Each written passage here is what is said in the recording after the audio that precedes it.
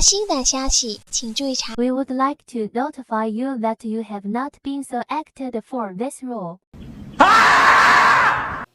Hello， 大家好，我是 Jasmine， 欢迎来到我的频道。看完我的这个标题点进来的朋友呢，我今天要聊的并不是我表白被拒的经历，当然呢，表白被拒的经历也是有的嘛，谁还没有年轻过呢？谁还没有憧憬过触手不可及的男神女神呢？对吧？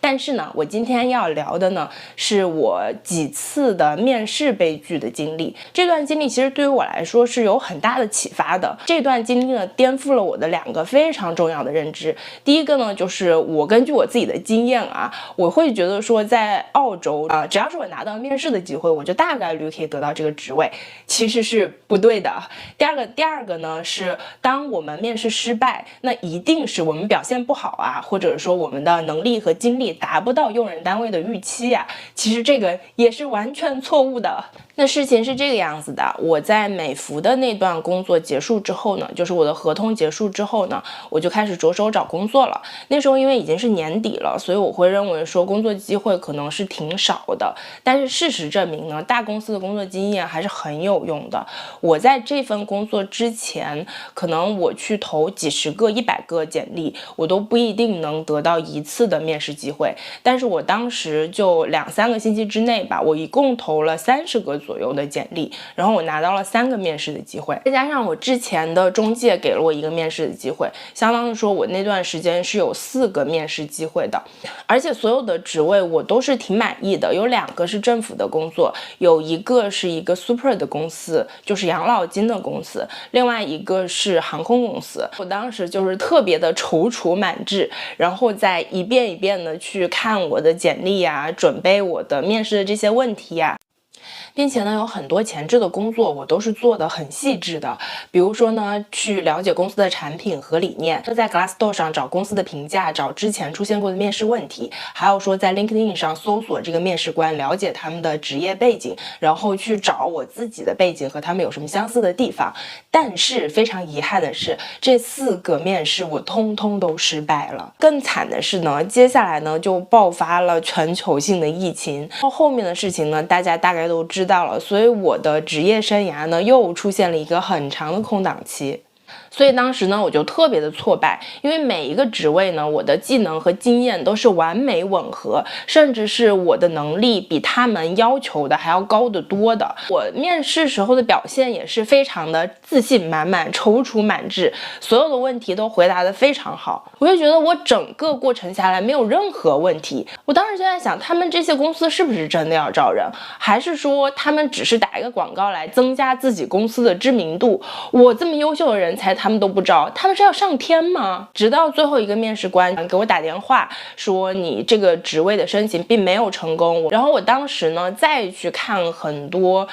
关于面试的资料呀、视频啊，然后再回顾一下我当时这几次面试的表现，我才发现呢，我真的是都在同一个问题上踩了坑。那这个问题就是呢 ，How do you see yourself in 5 years？ 就是说你在职业上呢5年、10年计划。那我当时的回答呢，都是我志存高远，我梦想的职业大概是怎么样的。因为在我们中国人的思维里面，就是一个年轻人如果是有闯劲，然后如果是积极向上的、肯学习的，那招他进来一定是没有错的。但是呢，这些用人单位的想法其实是跟我们很不一样的。比如说给我打电话的那个面试官，虽然他没有跟我说中文，但是他的长相、他的口音、他的 last name 都明确的告诉我他是一个华人，我可以感觉到他是真的很想帮我，很想提点我一下。然后他给我打电话的时候就说，我们去考虑了一下你的工作经验。当时我在形容我的工作内容的时候，我讲了很多，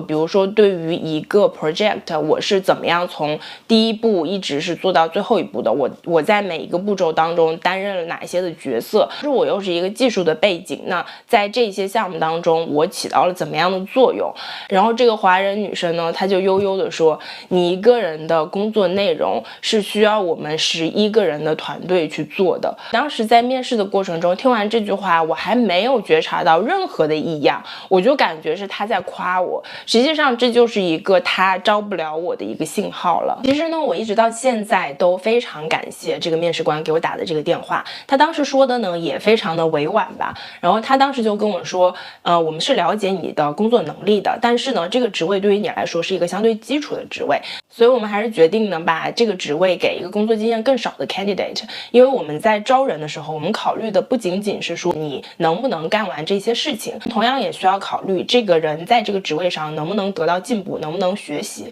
那如果我把你放到这个职位上，首先是薪资你未必满意，其次呢是你在这个职位上就是学不到太多的东西。我就马上问他，那你对于我接下来找工作的这个过程，你还有什么的建议呢？然后他又说，我的建议就是你需要更深刻的去了解这个职位，他到底招的是怎么样 level 的人。很多职位他其实做的事情非常简单，但是他在招人的时候，他这个招聘的要求却写的非常的多，所以你就感觉说是一个要求非常高的职位，然后你具备有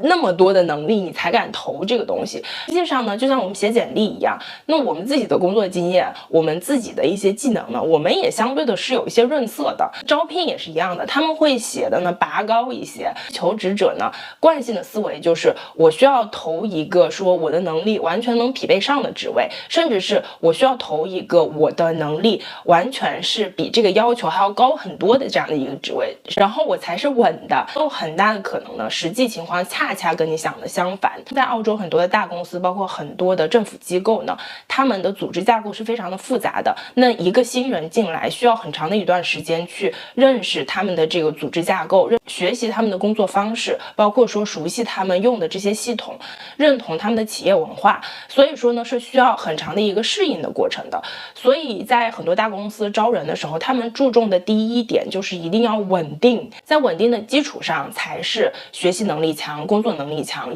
有责任心，有上进心。所以呢，过于志存高远的人，给人的感觉呢，只是这个人我留不住，我可不想明年再来一轮招人，好累的。这件事情呢，让我不禁感慨啊，其实找工作也好，找对象也好，逻辑是很相似的。缘分当然很重要，但是比缘分更重要的是匹配度。那关于5年、10年计划这个问题，具体应该怎么回答呢？它这个逻辑，首先是你需要告诉面试官，你处在一个这样的时期，你希望呢有一个更稳定的生活，更稳定的工作，所以你希望你的下一份工作呢是相对稳定、长期的一份工作，然后才是告诉他，我希望在这5年、10年当中进一步的完善自我的工作能力，完善我的技能，让我给公司创造更大的价值。那关于整套面试常问的问题呢，我自己当时是看了一套非常完整的 YouTube 的一个视频，我把视频的链接呢放在我这个视频下面的描述区。那同时呢，视频的所有内容呢，我都自己扒下来了，做成了文档。那这一篇面试常见的问题和回答呢，我就把它作为今天这期视频的福利，也放在了视频下方的描述区。那点击链接呢，就可以领取这份福利啦。今天呢就聊到这里啦，别忘了评论、点赞和转发，大家加油吧！下期再见，拜拜。